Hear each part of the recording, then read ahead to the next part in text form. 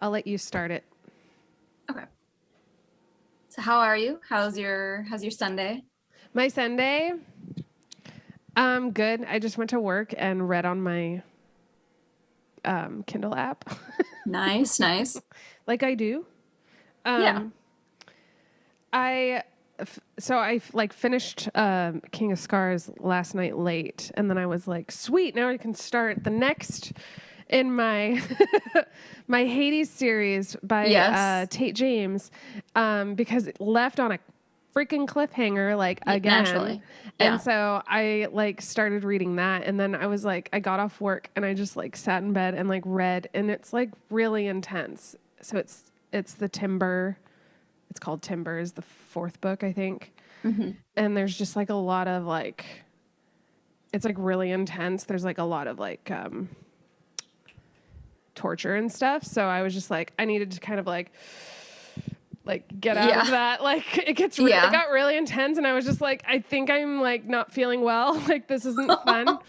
But Oh I mean, that's gosh. a good book though. Like if it can do When it that, really gets you, yeah, yeah, gets you into that. because I was kind of like, man, how brave does an author have to be to do like do like torture and like rape and Well, stuff. because we sit Um, in it for however long it takes us to read that, if we decide to even read those sections. yes. But they have to write it initially and then go through the edits again and again and rewrite it. And that's a lot. Well, and writing it is like you feel it, like because Yeah. when you write something, when you make it up, it's like You have to you're get into that imagining it. Yeah, I mindset. Yeah. can. So there's so that there's like a lot that goes into it, and and I do feel like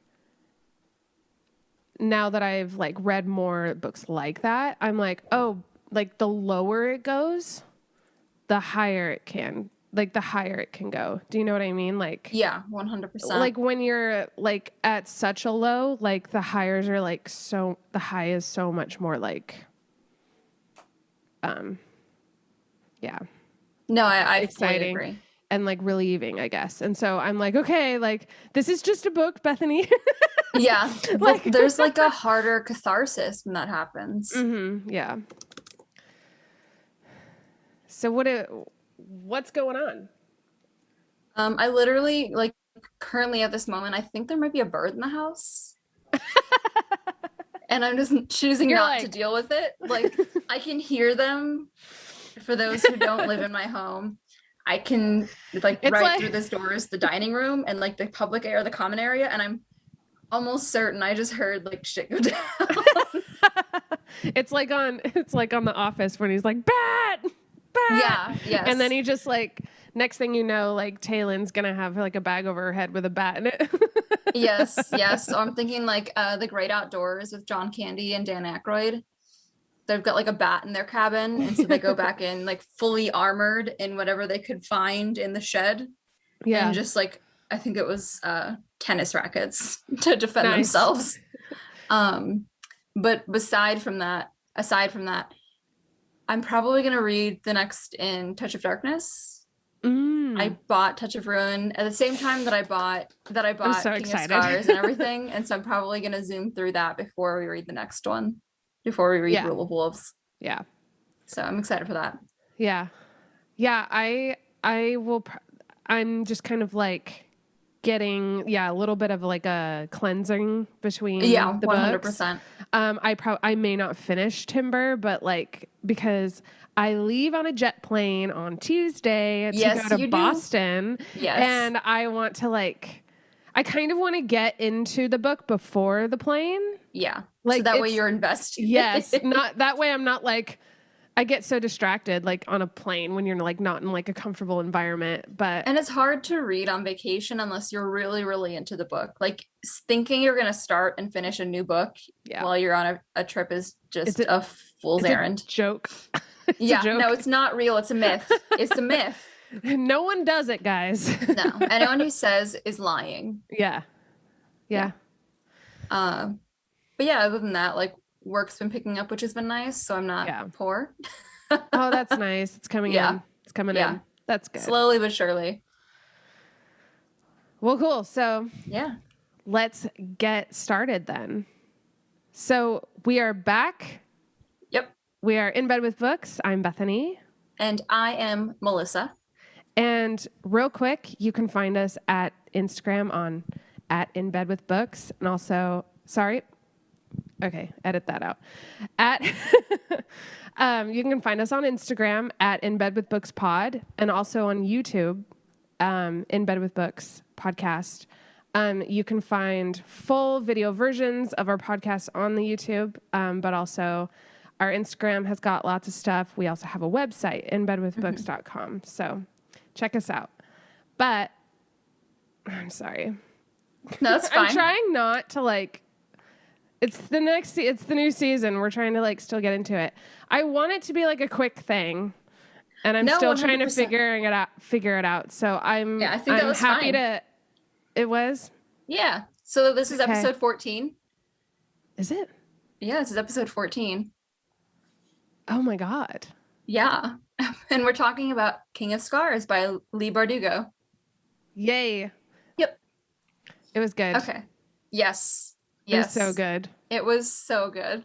I know I just said that I was going to read another book as a palate cleanse, but that's only because it was such an angering ending that I need to have some happy real quick before I jump into the next book. Yeah, Even though every bone in my body is yelling at my brain to just read the next book. Yeah. Yeah. First thoughts. Okay. First thoughts. There's so many thoughts. Okay. I guess the most pressing thought is how gothic this was. Mm-hmm. You got a little bit farther into the book at first than I did. And so you had mentioned oh yeah, it's definitely kind of darker. It's got that gothic feel. And so I got really excited and I was like, oh, what if it's not? It was. Yeah, it really was. You've got the dark themes, even down to, there's this one element of gothic novels and narratives that I really like, which is the kind of Matryoshka doll of storytelling where you take one doll apart and there's another one inside. Mm-hmm. So in the book, there's sequences where it could just be a flashback, but they're so extended. You enter this kind of for 10, 15 pages, a new narrative. Yeah. Briefly. And I really love the way that she weaves those in. Mm-hmm. A little bit more later in the book, right? Yes, 100%. Because I was thinking the one where we find out Zoya's past a little bit more. Mm-hmm. We find out about the arranged marriage and her aunt rescuing her, her developing her powers a little bit more. Mm-hmm. That had been all of those events had been mentioned throughout the entire book. And I think the moment she chose to have that backstory revealed was really, really key. Mm-hmm. I love the way that she decided where to put those scenes. Yeah. Yeah, because a lot of times you don't it stops the plot and you kind of get frustrated. Yes. I didn't feel that at all. I wanted to know what was going on. Yeah. I was almost sad when they pulled us out of it, which by the way, she does this really, really excellent job of the line between the present plot and those backstories, the flashbacks, is so blurry. It's just a single sentence. And suddenly you're pulled out of that and you're back in the battle. Yeah. Yeah. It's so well done. Yeah. What about you? What about me? I really liked it. There was a lot of characters I was interested in. It did start really slow, and at first I was like, is this supposed to be a standalone? Because I felt like there was a lot of names and places being discussed that I'd never heard of because I have not read Shadow and Bone. Neither of us have read the other series. Yeah, and I watched half of the first episode of the Shadow and Bone, so I had kind of this because I didn't really want to watch it before reading, actually, because I was fair. I wanted to kind of because I saw Zoya. Was it Zoya? Yeah. In it. Yeah, and it is her. And I was like, oh no. Because I just kind of wanted to formulate that on my own. I kind of imagine Zoya in the book as like Nadja, where What We Do in the Shadows. Oh, That is who I interesting. am imagining. Okay. Because she's just kind of angry all the time. Yeah. Yeah. I And love she's Zoya. very like snarky and stuff. And I just imagine Nadja. Like, I don't know why. Like, I've watched the show. And so, like, I guess coming from different points on that, I hated Zoya for like the first probably 2/3 of the show, which I think we're supposed to. Yes. We're definitely like, it's definitely No, not definitely. left up to Yeah, to no, like she's interpretation. definitely incredibly annoying. Yes, like Yeah. she's rude. You don't, I guess the book has the benefit of the first main character's point of view is her. And so you see inside a little bit more. Yeah. But in the show, you don't get that. You just get her kind of being an arrogant bitch. Yeah. And I was like, who does she think she is? Yeah. Like, who She's is very this girl? arrogant and Yeah. yeah. Yeah. So I was just kind of like really excited when that onion started getting peeled back because I was like, okay, like but yeah, like honestly, Nina and Han are my favorite. Yes. Like their scenes are just so sweet. Like that was really I liked the contrast of like the storylines going on. Even when Isaac like entered the picture, I was just kind of like, ooh, interesting. Court intrigue. Like yes. And so you have like this kind of like heist situation almost going on in this like convent, and then you have like this quest going on with the king, and then you have like this like court like deception like going on at the court. So it was like a nice like fun balance. So yeah, like I was very interested in everyone's story once you got about halfway. Yes. Actually, I would say about 60%. On my Kindle. Yeah. Like I would say is when when I couldn't put it down. But it really was a labor of love, like those first like couple of. I think she does a good job because I do agree it was like a slow going for a while.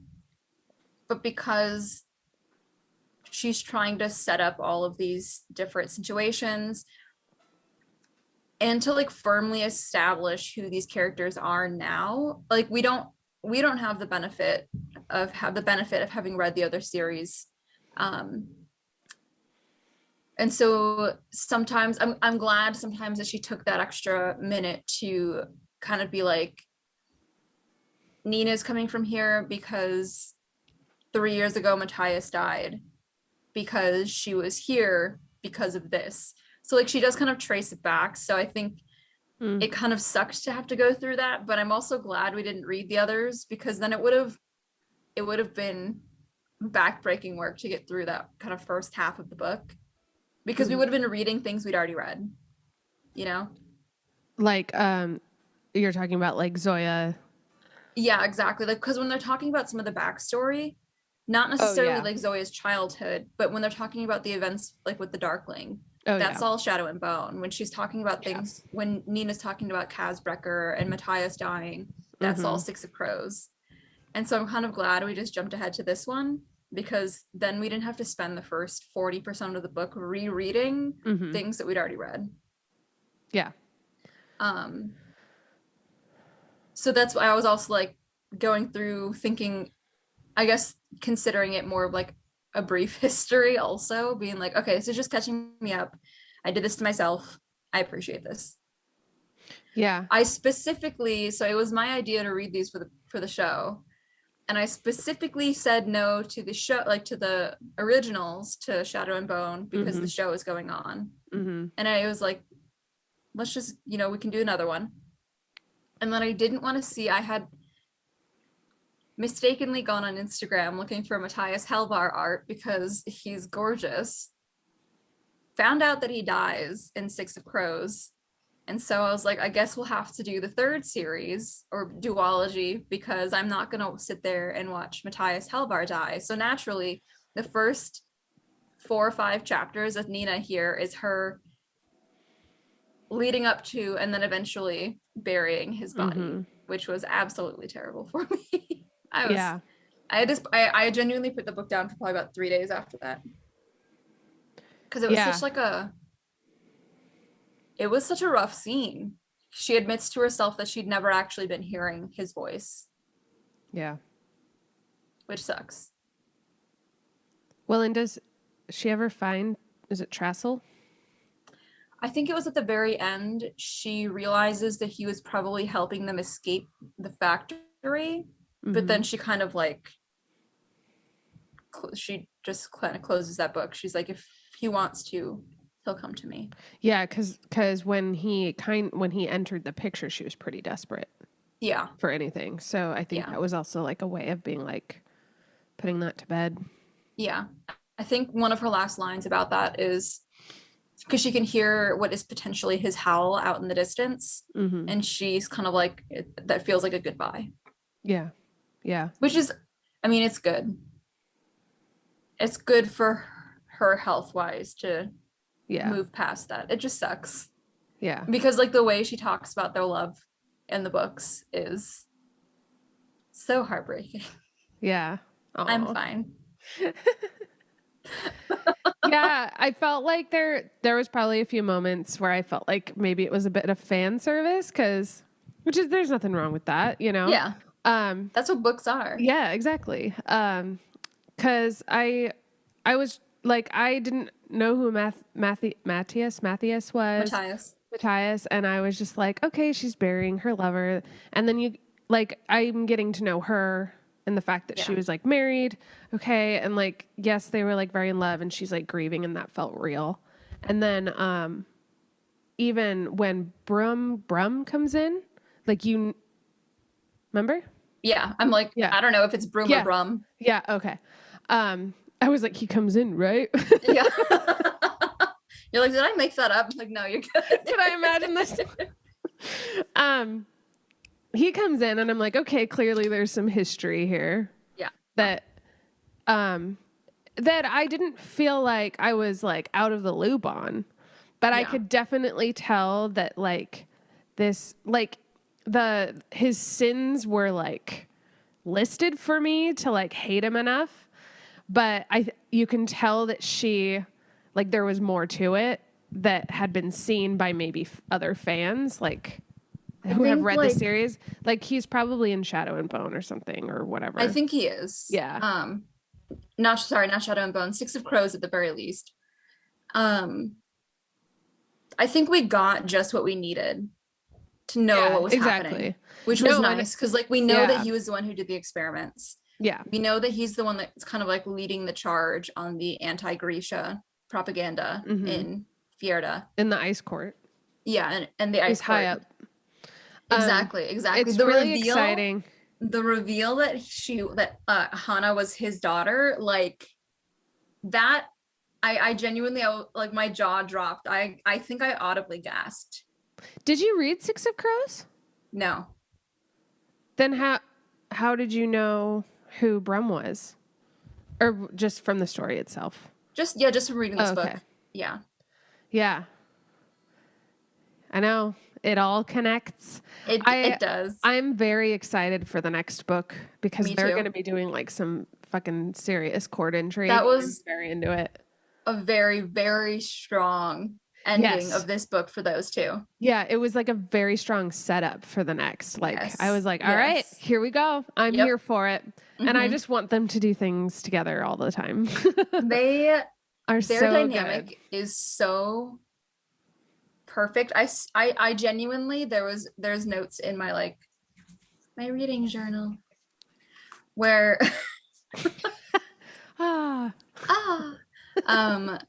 where I'm just kind of amazed at how easily Nina's just lying to Hannah, and then in the next sentence talking about how amazed she is by her. I'm like, you have a lot of backtracking to do on these lies, girl.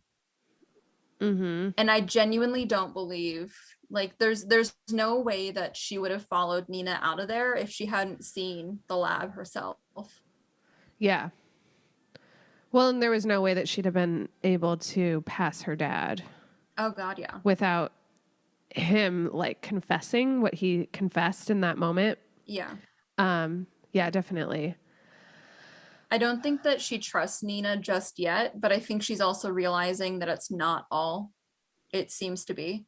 And so I Mm-hmm. think because Nina has this line, I know I won't be able to find it right now, so I'm not even going to try.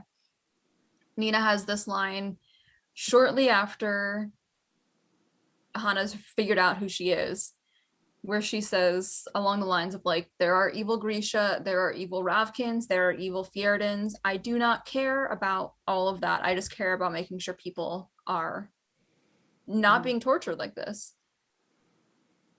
And so I Yeah. think like it gave Hana like the opportunity to acknowledge or at least to start thinking about maybe a less black and white way Mm-hmm. of existing with that.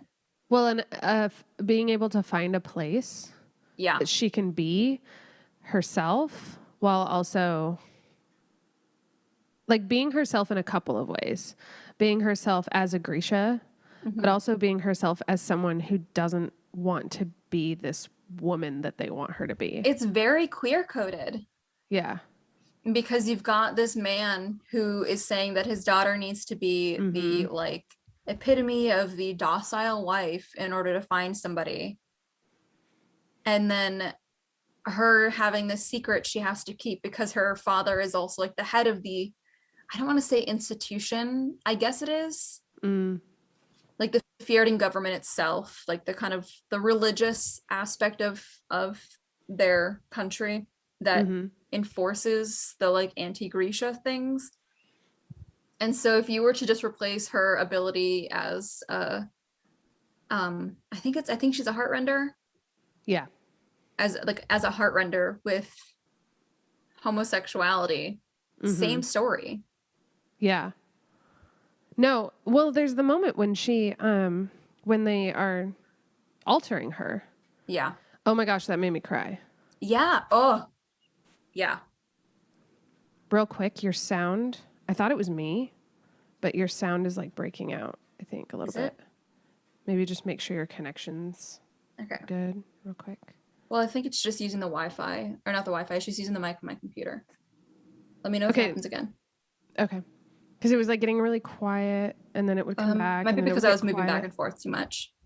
It was like weird. It was a technical thing, but Oh, was it? it's Okay. better now. Okay. It's better now. Okay. Um, yeah, it was definitely.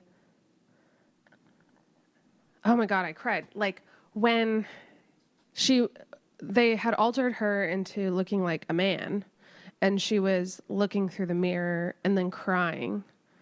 And then Nina was like, I was like, she was like, and then like cut her hair and stuff. And then there was the part where she says, the lips are too full. And she goes, leave the lips. And I about lost it. Well, because then she says I had to stand up and turn to hide my blush. Did I you, know. Nina? I That's know. interesting. I know. I just loved that because she was like, leave the lips. Like, it was just so sweet and like heart wrenching at the same time. It was Yeah. like very, yeah. And Because there's definitely, yeah, like, I don't know how much of her like sadness in that scene was like gender dysphoria so much as like the image of what her father wanted. no, exactly. Yeah. It's disassembling. And Yes. she's always been like tall and wiry Mm-hmm. and like not like refined, and she has like blisters and like whatever, a suntan from being outside. Like she's just not very feminine Yeah. looking. But this was like all, yeah, it was just like completely undone. And then she was Yeah. not looking like how she has been forced to look like for so long. And so it was like kind of like the lips were like the last straw that she could keep, you know? It Yeah, was really exactly, sweet. exactly. Um, no, I loved, I absolutely loved their plot. Mm-hmm. Not to mention the fact that they, at the perfect time, have like seeded discord in Fierda against their government's whatever actions they're about to take against Ravka. Because I think it was pretty much like one chapter we find out that they're planning to invade Ravka at any moment within a week or a month or something. And then in the next one, Nina devises a miracle for Saint Adric and Sancta Eleni or Leone. And this whole town suddenly is not anti-Grisha anymore. Well, and I like that because it was an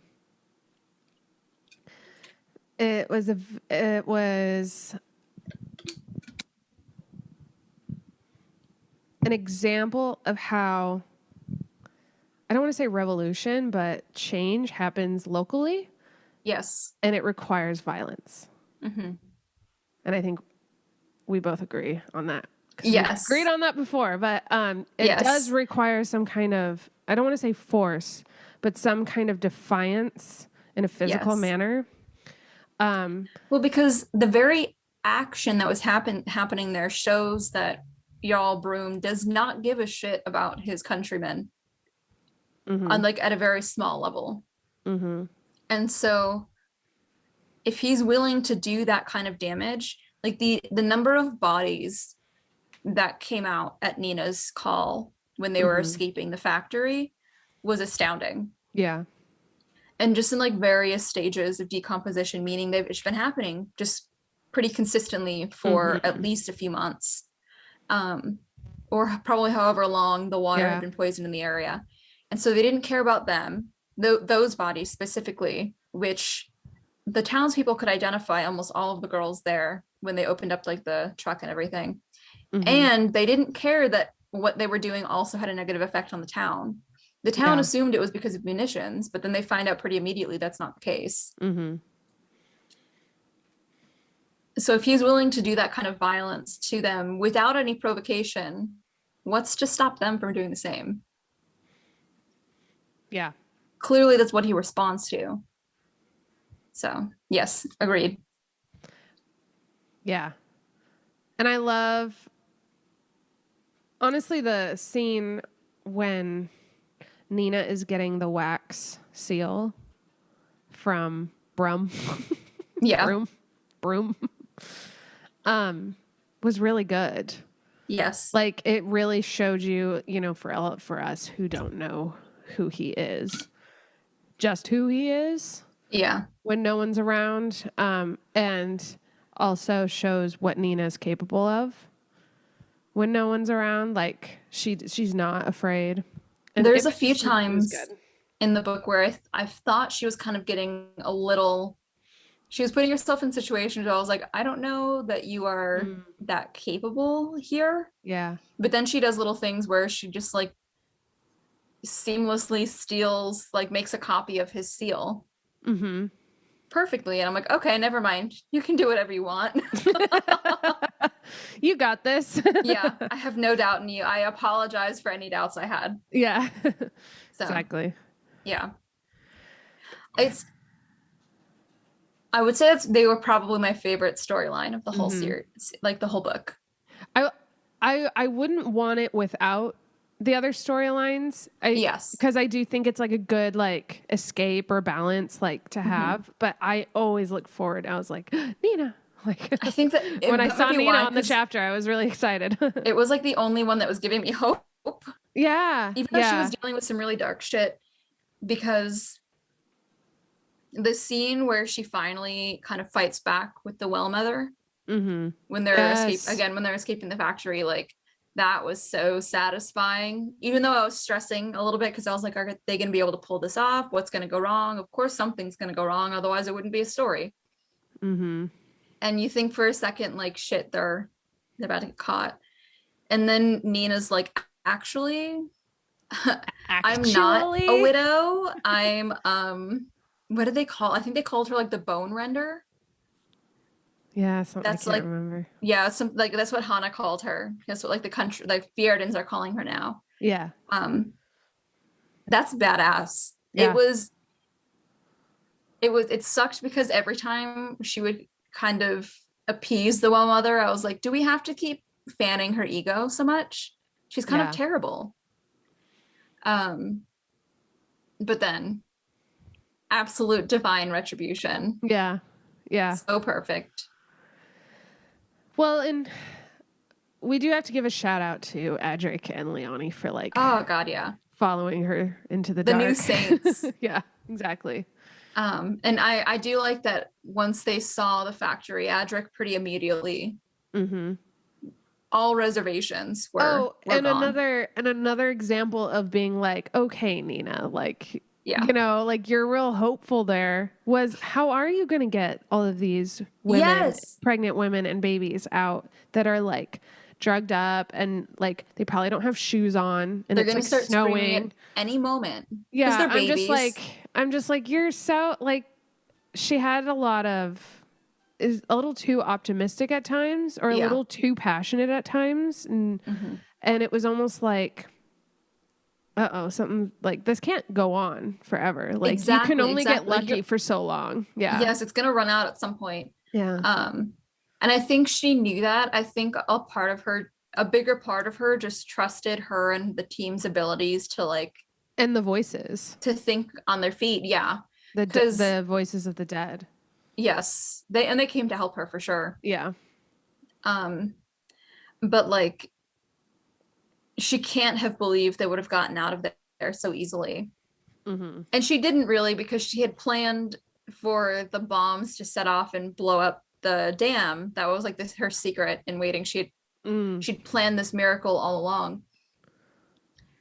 But I think she had to have also anticipated that somebody would have looked in the cart Yes.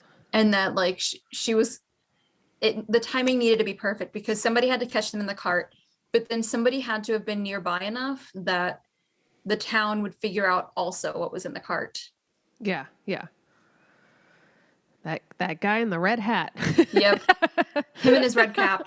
Yeah, Oh, his red cap. yes. Whew. All It was right. good.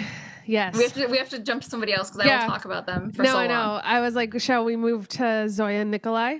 Uh yes, this was reason two that I suggested this series Yes.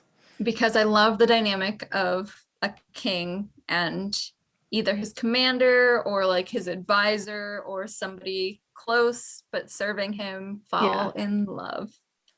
It's one of my favorite tropes. Well, I'm excited because they didn't get very far in falling in love. I know. It wasn't So we've got until a whole other Juris, book. I know. Juris was like, stop punishing yourself for having a heart.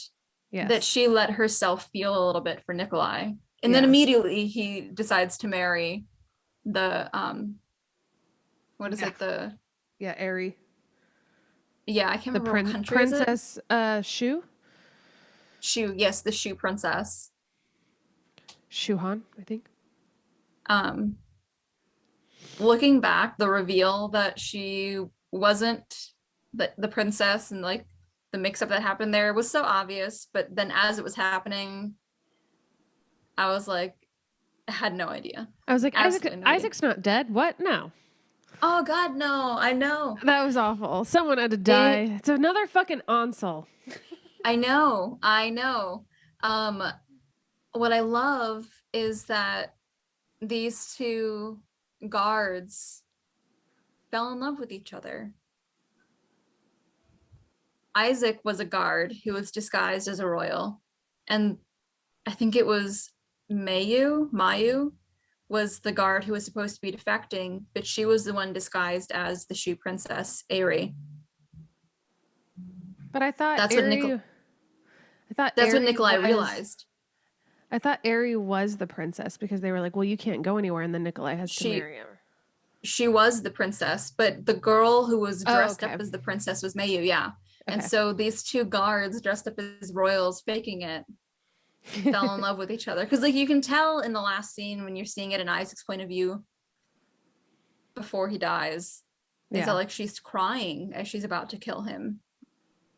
Mm-hmm. Because she feels something for him because in her eyes, this king fell in love with her.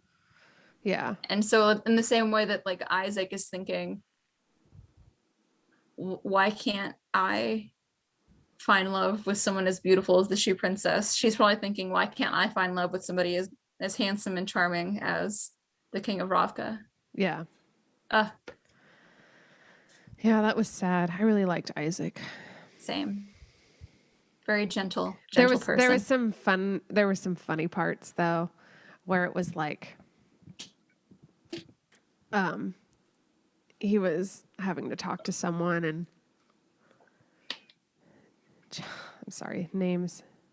Genry? Genya? Jenya? Genya. Genry. Airy. That's Airy. And then Genra. Genya. Okay. Genya was like, or someone was talking, like some, you know, person from another country or whatever. And it was like getting too like specific and like stuff. And then like Jenya just like kicks him from under the table. And Isaac's like, oh, I can't talk diplomacy. We must have more sorbet. Like it was just like, I had to doggy ear it because I was like, oh my God. Like it's just like these like little, like trying to get, it was just funny, comical. Trying to get this like poor son of a school teacher to sound like a king. Like, yeah, very good. I really wanted him and Jenya to get together. That would have been so sweet.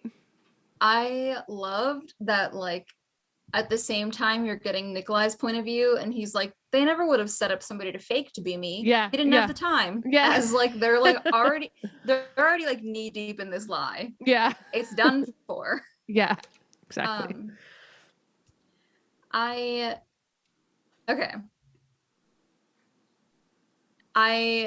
So again, this is kind of throwing back to the show real quick. So you meet Jenya in the show. I don't know if you got that far. I binged all of it, and so sure, the episode divisions are very blurry. Yeah. But you meet Jenya in the show, and she gave me, I don't want to spoil anything, so she gave me a reason to hate her. Mm-hmm. And so I went into this at the very beginning thinking I don't really trust her. Mm-hmm. Which maybe after you finish the show, we can do an episode on some of this because it'll make some of the politics here make more sense. Yeah. But like, I guess you don't really have to. They talk about it a little bit in here is like her and Zoya really, really sold themselves to the Darkling and his plans because they recognized his power as safety. And so at first I didn't really trust Jenya here, knowing what she did at the end of season 1. Mm-hmm. But like, I think Bardugo did a really good job of showing how far these characters have come in their own personal development after the events of the original like trilogy. Mm-hmm. Because you can see, well, on the one hand, so she's a tailor. I don't know if they ever really explained this, but like she is the best at changing people's appearance. And she did it to herself a lot as well. But the Darkling had scarred her so poorly that she couldn't tailor away all of the scars. That they were so deep that she couldn't do anything about it. And so I love that we get to see her as still confident, but like scarred and confident. Mm-hmm. I love the way that she's developed past the beginning. Yeah. She has this line when they still don't know where Nikolai and Zoya are, where they were talking about the apparat, and David said something like, "Oh, we should have just killed him when we had the chance." And she's like, "Don't say that. You're making me miss Zoya more." Yeah, because Zoya would always say that, and she like genuinely starts crying. Well, she literally says that earlier in the book. Can we just kill him? Like, I love. So that. It's like an echo of that. So it's like we already know Zoya. We already hear Zoya when we hear that. Like, yes, too. Yeah. And I love the friendship, like the companionship that's forged between them at the expense of the Darkling. Like he tried to form this huge army that would defend him over Ravka. He got all egotistical and everything. And they used it against him. Mm-hmm. They had the line near the end where they talk about like a Grisha can only die by their own power.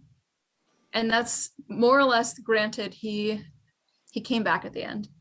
Yeah. But his first death was because what he had tried to do worked against him. And I love that. Yeah. Yeah.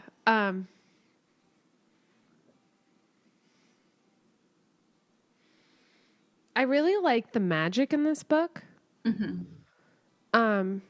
It feels very like, not to kind of backtrack to Nina, but like the fact that she could summon the bones. Mm-hmm. Like that is some like, I didn't feel like I needed to be I didn't feel like I needed an explanation on how she could do that. Yeah. Or that I needed to know like the science or a lot of like the, elemental Yeah. like details of like Grisha power. I mean, I think, but it's so different. Like, I loved that it was like very focused on wind. Like, that was like the first thing we're introduced to. Mm-hmm. And then I mean, if we're going to go balls deep right now, like Juris, when, when Juris is really pushing Zoya Yeah. and saying aren't we all things? Like, and Oh, I love realizing, that line. yes. And realizing that like, there's different layers of Grisha and you've only scratched the surface Yes. is And really exciting. also the fact that like I fully agree, because on the one hand we're getting a lot of people who are just super experienced with Mm-hmm. this kind of magic, this kind of, I think they call it like small science. But the premise of like Zoya's arc in this book is breaking that, showing Mm-hmm. Grisha that they are not just squallers which control wind, tide makers that control water, and inferni that control fire. Like, you are limiting your power. You could Mm-hmm. produce so much more. Yeah. I, And I you could have love them work together. exactly. Mm-hmm. I love that we get to see them break that down to build it back up. Yeah. Yeah. I think it was literally last night or the night, one of the last two nights, I had texted you and said I found a new book, Dad, Yeah. about Juris, and then immediately he dies. And that's on Oh, me. That's on me for thinking that I could have a good book dad this time around, an alive one. yeah. A live So one. so far, all of my book dads have died. Yeah. Your Victor Victor, Claude, Holland. Holland, and also the one in book one for Darker Shades who owned the pub. Fuck. I I can't don't remember remember. his name, but him also. Yes. Oh yeah, I remember him. Yep. Yep. Yes. They all die. They're all martyrs. I They're all know. saints. They're saints. They're your saints. Thank you. Oh yes, that was something else I wanted to add was like there's this term that they threw around. I mean, they threw around a lot of terms that I was like, I don't know if I'll ever know what that means. But this one was I was kind of looking back in my notes. And I was like, that's what that means. Was the Merzost, Oh yeah. Merzost. And I found in like I had bookmarked it amazingly, and I was like, oh, she says it's the hunger to see what we might do if we had no limits. So it not necessarily the hunger, but I think it's Grisha power with no limits is I like think the concept of I think that. it's like it's often brought up around like the amplifiers, Mm-hmm. Mm-hmm. which is funny because then we find out that the amplifiers are actually kind of this like bastardization Mm-hmm. Yep. of the true amplifiers, which is the saints. The saints are Yes. like the last living Grisha with amplifiers. Yes. So yeah. Yeah. And I liked that. I liked this kind of this having to kind of this world trying to understand it and define it and put it in these different houses and stuff, like we do of the power, and really it's so much more than that. Yes. And during this book, which I mean, this is how many, only one series and how many of the Grishaverse that Leigh Yes. Bardugo does. So it's like, is this the only one where they address like, oh, there's actually more? Like, that's kind of interesting to think about. Like that they're still learning what Yes. Grisha power is and can do, which is kind of nice to I know that think like in the next book, I'm kind of excited what other heights and like where else that can go. Like, yes. If my internet ramblings have been that I've read have been correct, the original trilogy happens in X year, and then the Six of Crows duology happens kind of at the same time. It's like a different point of view on different events that were happening, on a heist that was happening kind of at the same time, and then I think slightly after. yeah. And so those are kind of in one chunk, and then this is like several years later. Yeah. And so I do think it's funny that like they see the extent, I guess not the extent, but a display of power, because you've got the Darkling, and then you've got Santa Alina, who is this prophesied return, or this prophesied power to help defeat the Fold. Like all of these are kind of like breaking the mold of what people were expecting, Mm-hmm, because mm-hmm. you see in the show, and so I'm sure in the books, you see in the show that people didn't actually believe. Like it was like whether or not you believe in Jesus kind of things, where it's like Mm-hmm. Sancta Lena isn't real, the Sun Summoner isn't going to come and save you, blah blah blah. But other people like devoutly believed, and then it came real, and massive mind turning events, and then we jump to like these books, and people are still kind of doubting, I guess, the limits of their own abilities of their world. Mm-hmm. And it's like you watched gods fight each other. Yeah. How are you still doubting these things? I Yeah. think especially with Zoya, like she's so firm in her belief of like the confines of Grisha power, Yes. and she's the one that's the most capable of breaking it. Yeah. Like that's why Juris chose her. Yeah. She's the leader. Yeah, She's the queen. she's gonna be. Yeah. I don't give a shit that he's now betrothed to this Shuhan princess. Yeah. Yep. She's going to be queen. Yeah. I mean, we don't read the books if they don't get together. Yeah, exactly. And if we do, we get very, very angry about it. Yeah. And we scream to the heavens. Yeah. Okay, so in my notes I have like kind of a side note. There is this kind of like you kind of pointed it out yesterday when we were talking about Ravka being the drowning man. Mm-hmm. And I found that passage. But it was a later passage that really made me start thinking more about that. And so I do think it's like a theme that Ravka's kind of its own character almost. Yeah. It's almost like this I kind of almost synonymous with the Darkling, like because of the way it's kind of indifferent to everyone else. It just kind of does whatever it wants. Like the passage that you were referring to is Ravka, broken, needy, frustrating Ravka, the grand lady, the crying child, the drowning man who would drag you under rather than being saved. And then later when Isaac asks Tolia why he serves Ravka, and he says, we did not choose service to Ravka. We chose Alina. We chose Nikolai. Mm-hmm. Otherwise, this is meaningless. Yeah. And then Isaac considered himself a patriot, but he could admit that, unlike the king, Ravka had never been particularly kind to him. And I thought that was like really cool because it really is people. Yes.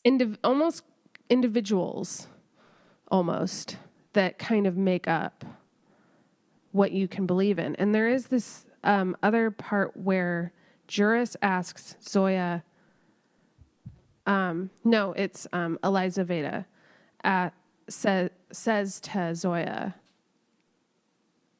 or Zoya says like, "Oh, you can't possibly have believe in faith or whatever." Mm-hmm. And Elizaveda's like, "What do you think this is?" Yeah. Like to actually have faith in love or in someone. I mean, she wasn't referring to that, but I think it was definitely like hinting that like there is this need for people, like you have the fanatics, you know, Like Yuri. yeah, you're like, you need, like people need something to believe in. And when you believe in something too vast, it almost gets too specific and Yeah. black and white. And you almost need to like pipe down and like scale back and look at the like the individuals and the people around you. And that's what I kind of liked about it. Like that's what Ravka is, or like what your Ravka could be is like, Yeah. yeah. I think we got that because like the plots, the different storylines take place in Ravka and then in Fjerda. And I think both countries are very much guilty of doing that Mm-hmm. because you can't maintain the kind of anti-Grisha sentiment that Fjerda does without establishing themselves as like a Fjerda as like a mentality. Like Mm-hmm. it's not just that, Like the saints. yeah. So Like, yeah. it's not just that like they're hating Grisha. It's that they're hating Grisha is part of Fjerdan identity. Mm-hmm. And that's the way that they've like tied it into each other. So that way their identity as like individuals within Fjerda has to uphold that. Otherwise they're not Fjerdan. You know what I mean? Mm-hmm. And so I would like to see in next book especially some of that breakdown in both countries, because it's the stories that they're telling themselves about the limits of their power, what their god wants or what the saints want that is limiting them. Because the reason these saints exist isn't because they're these holy people that have martyred themselves. It's because they were Grisha who sought excessive power. Mm-hmm. And they're being worshipped now for that excessive power because Ravka worships power. And what they've conveniently done is told themselves these sweet stories about it. But the reality is that all three of those saints probably did things just as terrible as the Darkling did. Mm-hmm. Maybe less so, maybe more so, who's to say? We don't really get their history. But it should come as no surprise then that Yuri exists as a saint for the Starless One and has like amassed actually a pretty large following. Yeah. Because that's exactly the kind of people they seek. And so maybe in like Juris's time, he had people also who existed who said, actually, Juris wasn't all that great. Juris kind of manipulated me and did this and that. And somebody was standing there saying, but it was a blessing. Yeah. Because Juris is a saint. Yeah. And so I love that they gave us that very in your face example of how people get sanctified. Yeah. It was, yeah, that was really interesting to watch. Like literally someone say, but it was blessed. I know. I was thought like, Zoya was gonna Melissa's pissed. Yeah, I was like, Zoya's gonna kill this man.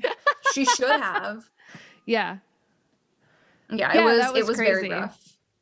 Even Nikolai was like, son, don't. You don't know what you're saying. Son. Yeah. Shall we talk about this? Go ahead. Okay, just real quick. Yeah. I do really enjoy the way that they navigate. Zoya and Jenny, I kind of touched on this, but like navigate, I guess, post Darkling life. Because you do see two very real responses to manipulation by a narcissist. Because you think about, and even Nikolai.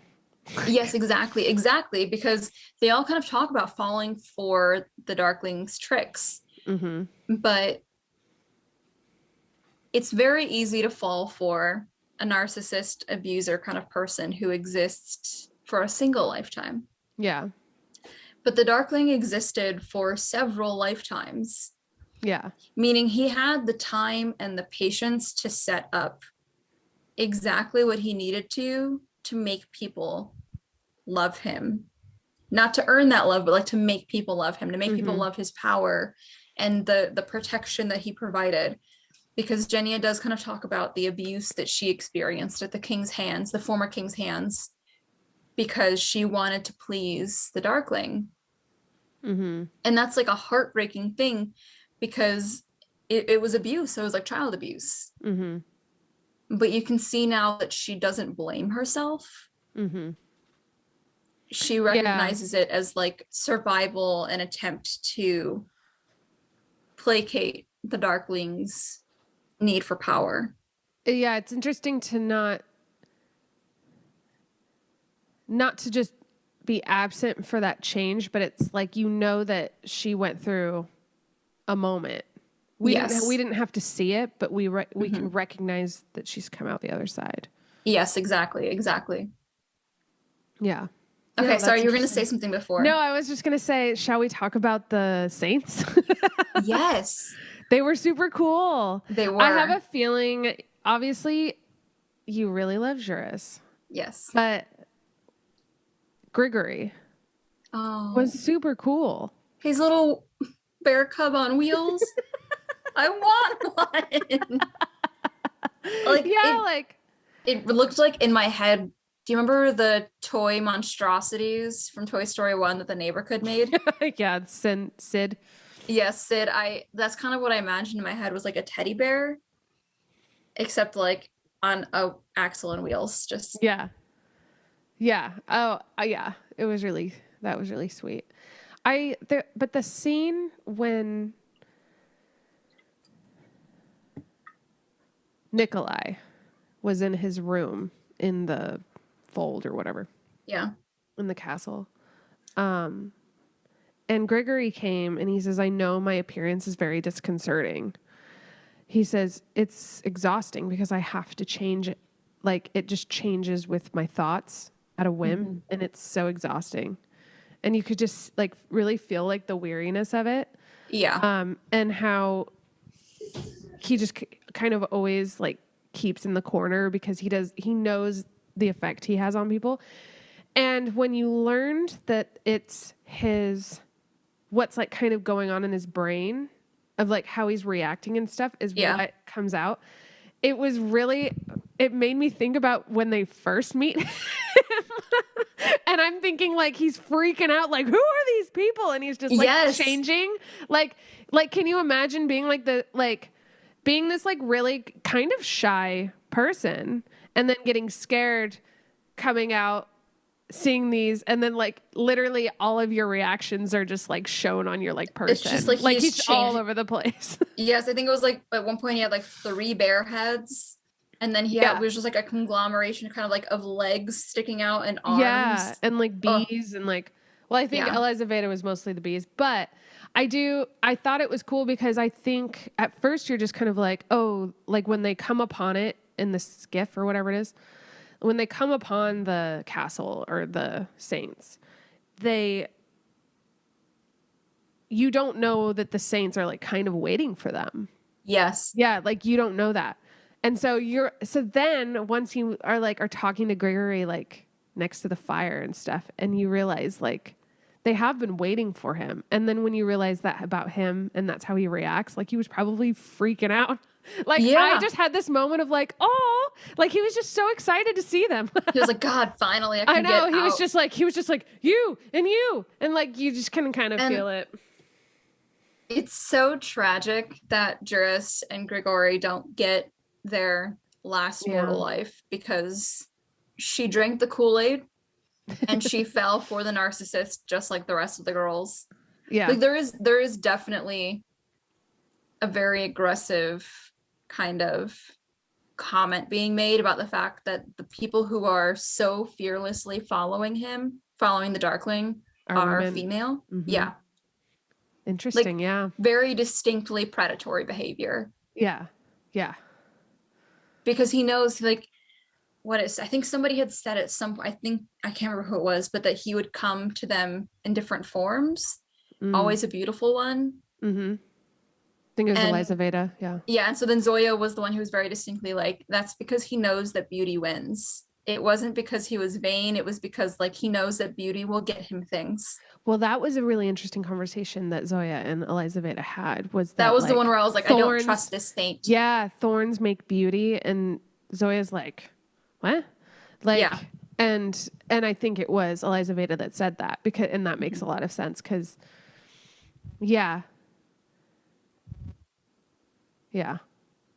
And so, and it makes a lot of sense that Zoya would hate herself so much for getting sucked down that, because she wasn't that girl that was like, I'm just my looks. Like, she wanted to please him.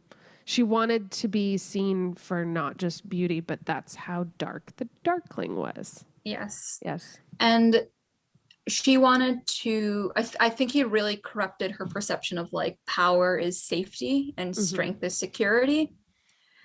Because to an extent that's true, of course, especially in a country that would breed a kind of person like the Darkling. Mm-hmm. But his safety that he afforded her was only went as far as she would serve him. Mm-hmm. And so her defiance, her kind of attitude was fun until it went against him. Yeah. And then it was very aggressively turned against her. Yeah. And I find it funny that people like Yuri or Elizaveta, that's why I said her name Really? in my head, yes. Yeah. Or Elizaveta, like, would think themselves immune to that turn. Because that's like the work of the narcissist, is convince you that you're different than everyone else. Yeah. So it was really nice to see in stories like this where you have like a really like abusive, like manipulative, like villain leader, to see that there's like layers to that.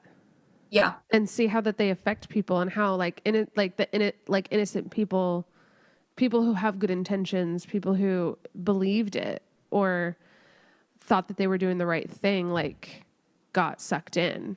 Mm-hmm. And just how it not only, I don't want to say humanize, but makes the Darkling seem like something real. Yeah. Yeah. But also I think humanize is a good term for that. yeah, Because he tried to like deify himself. yeah. But also makes it even darker because of how personal lengths can be taken, like in order to get like your claws under or whatever, like your influence. Like with Genya and Nikolai specifically, which they talk about pretty openly in the book. Yeah. I fully agree.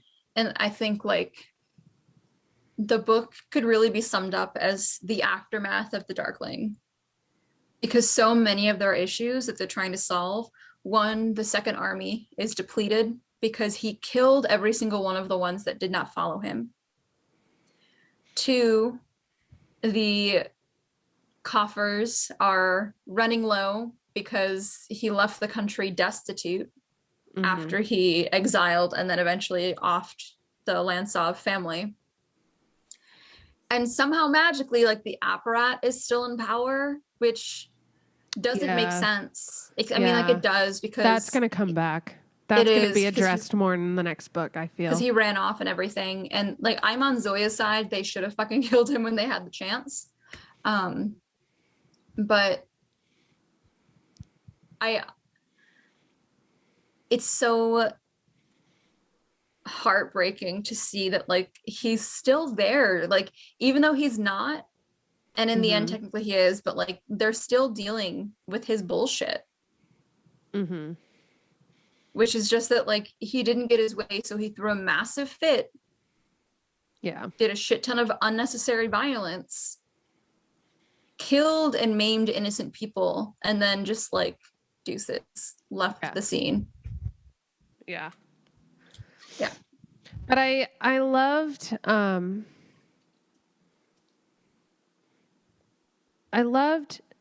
Juris and Zoya's little exchange, because there's the line that like really stood out to me, which was, you spent your life only choosing the paths at which you know you could excel. It made you lazy. Yeah. And I was like, yep. Like, she needed to hear that. Like, Mhm. He needed, like, everyone's always so scared to be frank with her well, and because she's scary. there's no one that really can, because there's no one really that's as powerful as her. And Juris is more powerful. So Yes. like, it was literally the only person that could like really put her in her place. Not only that, but like give her all of his power. Yeah.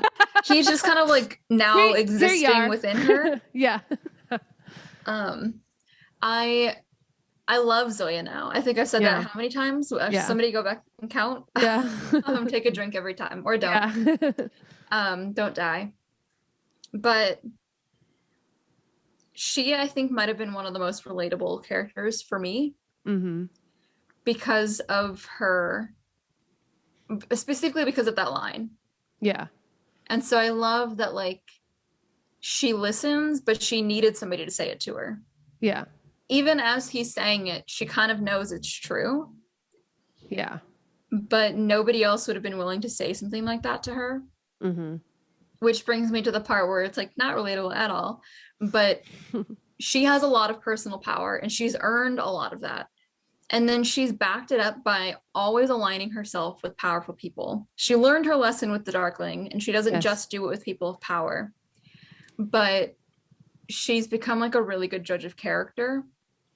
And so the reason nobody else but a literal saint could have said these things to her is because she's got the personal power and she's got the political power because she's the commander of the Second Army.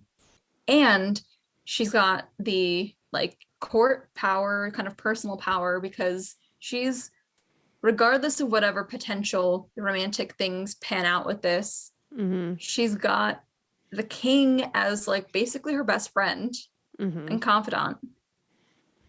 She's and safe. So there's 100%. Like, there's totally no one safe in the world who could say kind of critical things about her and live to tell the tale. Yeah. And I love that for her. I absolutely love that for her. I liked that there's that beautiful scene when it's the night before the ritual, the betrayal. Yes. And Zoya's been kind of broken in a good way. Yeah. And she's not like her normal self. She's very like, she's just much more like relaxed, and I don't want to say relaxed, but comfortable, and not, she doesn't have her guard up. And talks about the story with the tigers. And she just like takes her robe off in front of him. Yeah. And shows him her back of scars. He was like, he's the king of scars. Yeah. Like, he was like, I tried not to stare too long. Yeah. Oh, I know. It was so cute. But it was like, he's the king of scars, you know? Yeah. And then like to watch her like bare her back and showing these scars. And also he's like, I'm jealous of Juris. And there's something kind of nice about him Nikolai not being the person, not being Juris for her. You know what I mean? That person that like pushes her. Like, it needs to come, like, it needed to come from somebody with as much power. For romance, you know, it's nice to like, let's let some other people in to like help us. Yes. Or like even just reach out, because like specifically for Zoya, and like you've mentioned, it's not about trust for her. You know, she trusts Nikolai. She trusts people with strength and power.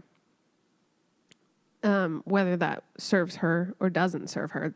It does in this regard with Juris. Because she probably trusts Nikolai the most, but Nikolai's not the one that can I know I hate the word, but penetrate that part of her. Like, stop it. It's what, how does she say it? Yeah, I think it was a great way to say it. And Good. I fully agree.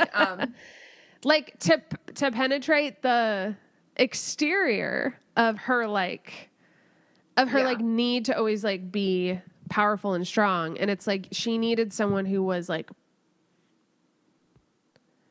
no nonsense, which Nikolai's not. Yeah. You know? I think, especially coming from being lovers with the Darkling, she needed to know that she loves Nikolai for something other than his power. Yeah. And I think slowly but surely she's realized that. But like, as much as I talk about her being like a good judge of character and like she's got all this power, she's probably still questioning herself a lot with these kinds of things.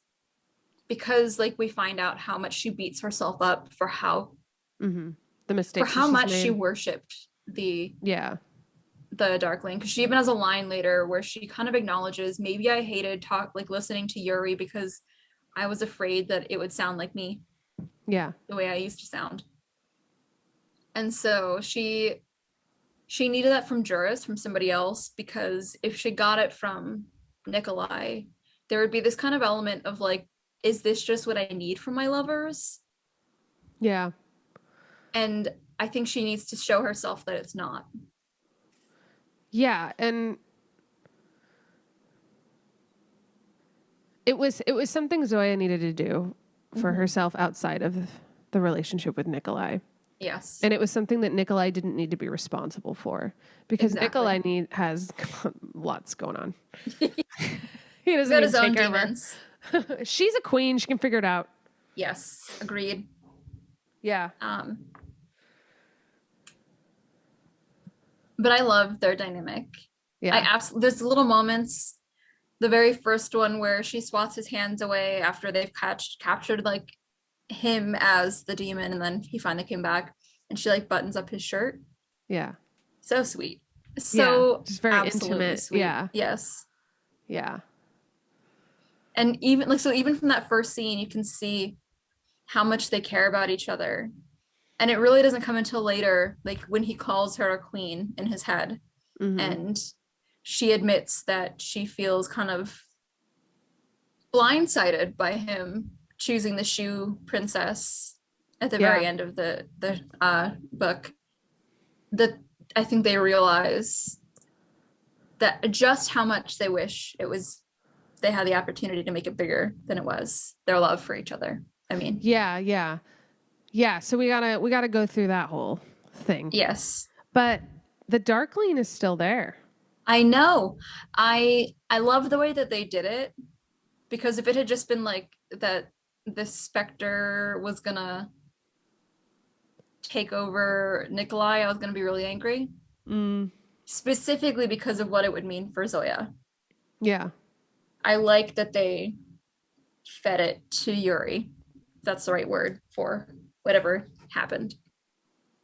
Yeah, I'm trying to remember.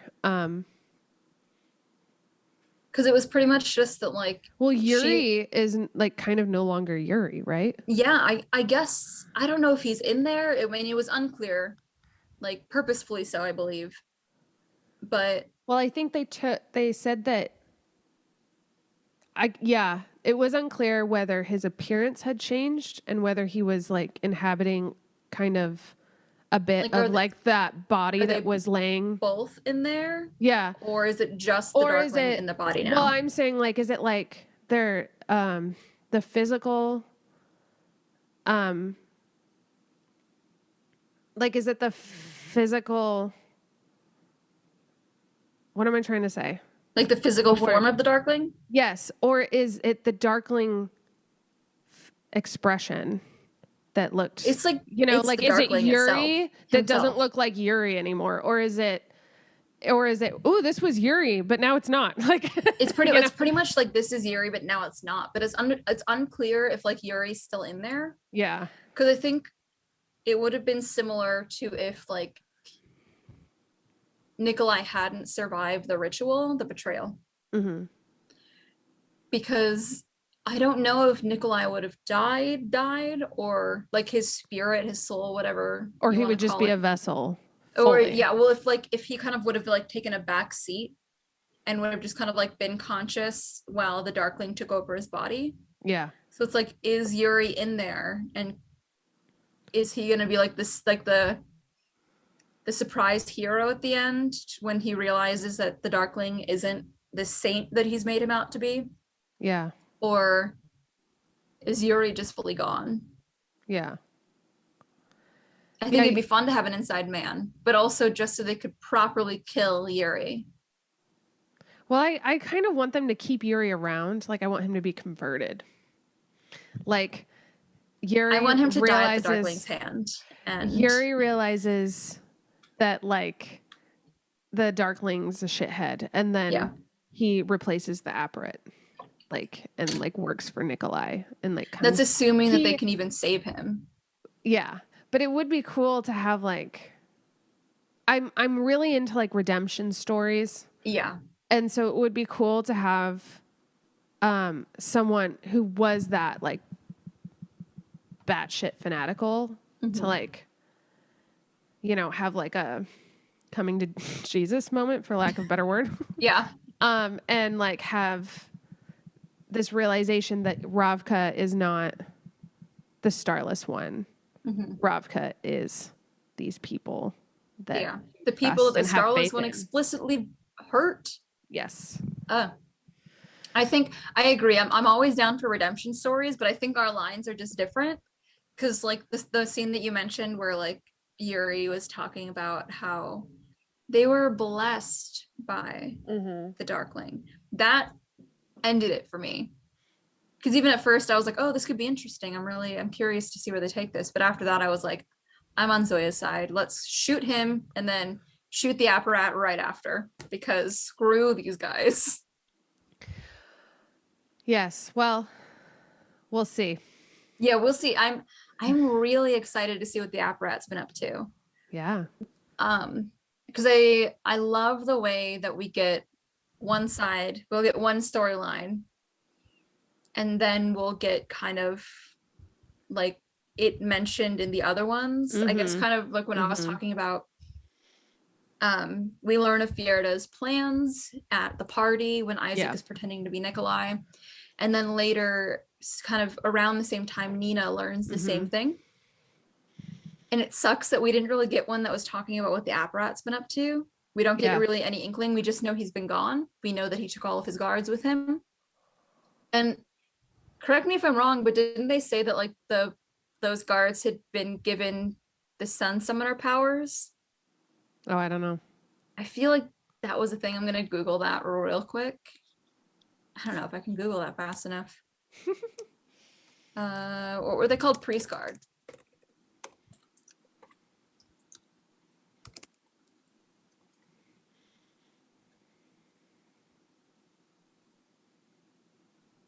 We can trim this section real quick while I'm Googling.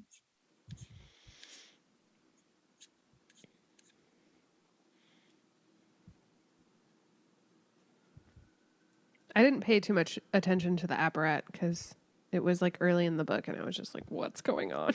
Oh no, that's fair. That's fair. He doesn't really play that big of a part in this book, But he but he seems plays a to be huge. Yeah, he seems to be someone who has a lot stake. You know, holds a lot of yeah. stake in like influence. So, which is important. I mean, it makes sense because the context. So I did kind of find it. It looks like they used her power in one of the final battles, but it was unclear on whether or not they kept it. So like, I guess we as new readers will find out next week. Next week. But it's like Slavic based kind of setting. Mm-hmm. The language around things is pretty Slavic, and one of the biggest kind of political things that happens out there tends to be like, even today, is how the church has pretty much equal power to Mm-hmm. secular government. And so I love that they kept that. I like that they don't really have gods in it. It's just that his religious power is around the saints.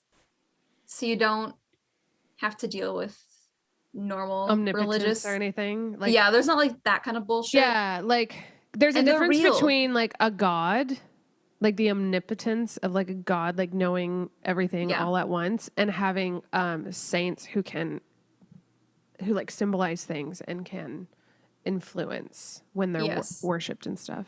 And I also love this was I meant to talk about this earlier when we were talking about the saints, is that they're real people. Yeah. But then what we see with Yuri and with the apparat is this very concerted effort by a specific institution to weaponize those images for themselves. Mm-hmm. Because thinking back to like the battle at the fold, right before we find out it's a betrayal, Elizaveta says something along the lines of like, Yuri has his role in this. Yeah.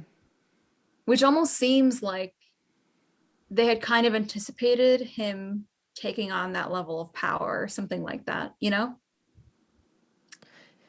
Yeah, I Like, think that was their intention, was to use him as like a vessel, right? yeah, like I think technically they wanted to have Nikolai be the vessel. He was supposed to lose the battle Right. with the demon. But then you can't tell me that Yuri wasn't also kind of hopeful. Mm-hmm. He doesn't show any signs of being a Grisha. He has been manipulated by Elizaveta for like the last, because I think part of his storyline is that he was going to be this really, really great priest. Mm-hmm. And then he just disappeared. Like he ran away from his schooling and he was like just shy of graduating and then reemerged a year later preaching about the Starless One, which speaks to manipulation on Elizaveta's hand or on Elizaveta's part for the Darkling. And so you can't tell me that whatever seed they planted about the power that he possessed, because that was always Yuri's kind of platform of why he was saying we needed the Starless One back, is his power. That like there wasn't part of him that was hopeful that he would have absorbed that power, which like brings to question the motives of their religious institution in Ravka. It's for power. That's what the apparat wants. And that's what like Zoya knows that. Jenya knows that. David knows that. Yeah. It's Nikolai who thinks he can like control this power in the same way he thinks he can like change Ravka overnight. I think, and this is why I actually really like Nikolai. Oh yeah. Is because he doesn't see the apparat as a good person or that he deserves to live, but what's going to happen when you kill him? Yeah. You're going to have a revolution on your hands. And so he knows that it's not black and white. And that's what I love about this, is that it's like, you can't just like kill people. Well, you're navigating like a political landmine. Exactly. And so he's the perfect person for that. And I think like that would be like killing the apparat, and Yuri would be the same thing that Zoya was doing under the Darkling, of just like 100% doing. So it's kind this of is like, why I don't run politics, because my response would always be kill them. And that's why it's really like, okay, Nikolai, with your like love goggles, where he's like, oh, you would be like rule. And I'm like, no shit. Like, I don't think so. Perfect. I was like, no. If she had like the triumvirate with her, she needs a little bit more to learn. That's all. She needs to reacquaint herself with the passion, like, and the compassion that Juris knows she has.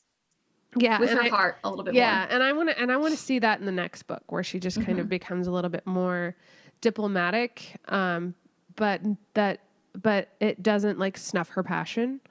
Yeah. But yeah, that's why I do like Nikolai, not just because he's an interesting and fun character that just like really loves himself and knows he can like talk himself out of things, and he's just so charming and all of these things, but also that he is the right person to be king. Like he's more of the philosopher than he is like a warrior. Whereas Zoya is a warrior. That's all she's really been. I think they'd be a great team. Yeah, they're a very couple. good balance. Yes. Because as much as like I do agree with his diplomacy, I think there's sometimes when he can overestimate his abilities in in the political side of it, and she needs to be there to be like, that's not good. Because now at the end of this, when we know that Fjerda is about to fight back regarding his Mm-hmm. right to the throne, because they've convinced his like biological father to Yeah. claim him.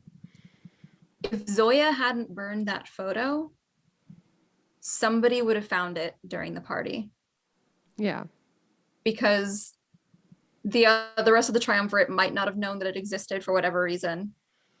And it seems like they were navigating the like, people come here to spy on us just as much as we invite them to spy. Mm-hmm. And so, like, for example, like the Shu princess, the Shu Han delegation, Mm-hmm. I think they kind of knew that going in. Mm-hmm. So they kind of diverted their attention with like letting them know about somebody who was looking to defect, so they Yeah. wouldn't pay attention to the fact that this is definitely not a princess. Because Yeah. Nikolai was there for 5 minutes and he was like, that's not a princess. Yeah. And so I think sometimes his sentimental side can get in the way, and it's nice then when she comes. But that being said, it'd be nice if they're both kind of half and half, instead of him being all sentimental and No, her being exactly. all brute force. Yeah, so I Yeah, fully agree. I think too that he is I think he is learning too, and I think sometimes I wonder too if he lets on more that he's being sentimental with his like personality is just like so much louder than what is actually going on in his brain. Oh yeah. Like I think he probably has plans for the apparat, like, and he's just not telling anyone. I Like, think if I'm not anything, he's saying he got has like a contingency plot. plans. Yeah, but I think Yeah. he's like, he knows he's a strategist. He was definitely like emotionally preparing for the eventuality of the apparat pulling some bullshit like Yeah. this. Yeah. No, I agree. I think they just have they've ended this book with the very unfortunate situation where all of the things that could go wrong have gone wrong at the same exact moment. Yes. Fjerda is on the way, the Darkling is back, the apparat is gone, and Shu Han has attempted a coup. Yeah. Like all within a span of maybe a week. Yeah. So that's why I think he needs to learn to be a little bit more brute forcey, and he kind of did at the end. I was like, Yeah. is this just because he's angry? Because he like dragged the princess in there, was like, you're not a guard, because a guard would never let me grab them like this. Also, you're going to be my wife. It all happened very fast. And I think this was Zoya's book. Yeah. And I want the next book to be Nikolai, because the Darkling's still there. Like nothing's really happened with him. And so I think he is going to have to step up a bit. And I think like part of me was like, wow, he like really did like pull rank. And I was like, is that him? Yeah. You know, like, where's the, like, cause this is kind of new. Like we didn't go through all of the stuff with the Saints for him to like, I don't know, like that didn't pull that out of him necessarily. Like, I don't know where this is coming from. And I think there's this like, sorry. Go ahead. I think there's this like element of, so you've got the lessons that Juris was teaching Zoya regarding kind of accepting the beast, because that's the true way to have an amplifier, is to literally become one with this beast. And then as we're reading the fight between Elizaveta and like the demon in Nikolai decides to use the demon to his advantage. He like closes his eyes and starts controlling the demon to try to like get Yuri away and defeat Elizaveta. And then as they're leaving and getting back to like making the long trek back to Azalta, he has this line where he talks about like he'd gotten to know the demon a little bit better, and he was almost certain that it, like the line kind of implies that the demon's been separate from the Darkling for so long that it's more his than it is the Darklings now. Right. And so it's almost like even though he's not Grisha, he's gotten his own amplifier and he just has to learn to work with it because it's a little bit more restless than just like Juris and the dragon who want to help Zoya. Yeah. Versus what used to be an extension of the Darkling's power. And so I agree where it was like really abrupt. And so part of me hopes that it's a positive change though in their relationship. Like him and the demon. Yeah. Yeah. I think it's still working. We're going to see more of that. He's going to have more of an active relationship with the demon rather than just being this passive, like trying to control subject of it. Yeah. Yeah. Because then you also, jumping back to Nina and Hana for a second, one of the things that Nina had told her is that the more you try to like control and suppress your power, the worse it's going to be when it fights back. It does not, like your power does not like that. You're going to hurt somebody. And so the same for Nikolai is the more he tried to like suppress and like deny the demon anything, the harder it fought back. Yeah. I love this book. Yeah, it was good. Yeah. I am excited to kind of see Nina and Hana's like storyline hopefully converge with the other plots. Yes. Like, and see them kind of come full circle. It's been very loosely connected so far. I'd like it to be more firmly intertwined. Yeah, like I want it, like you can kind of tell you're going to be at the ice court for a minute, and then like it would be nice to kind of like for it to kind of come around, and then everyone, jumps on the bed and says goodbye. Yeah, I think I think Hana would have to either one, fully reject her father and all of that, and like fully embrace her powers, and then for them to leave. Like I feel like Nina's almost kind of waiting for that boot to fall, so that way she can just take her willingly and with consent to the little palace to train her properly. Yeah. Or she's gonna completely betray Nina, and Nina's gonna have to run because she's kind of at this point where she distrusts her father and Nina, I think, kind of equally. Like the trust levels, the kind of the gradient is at an equal level for both of them. And so I do think it still could kind of go either way on which direction she takes. Yeah. Obviously, I'm hoping that she goes with Nina and that she kicks ass with Ravka. Yeah. Like the perfection that would be Jarl Broom's own daughter being a well-trained Grisha fighting against Fjerda would be chef's kiss, like gorgeous, beautiful. But also, like Nina's luck can't run forever. Yeah.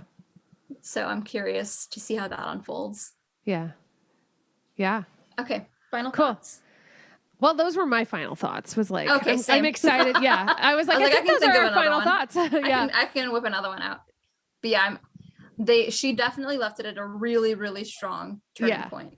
Yeah, exactly. So I'm excited to jump into the next one. Yeah, me too. Well, cool. Yeah. Until next week.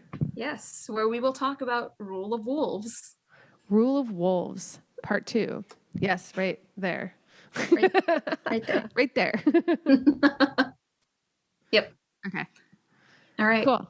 All right. Until next week. Happy reading. Bye. Bye.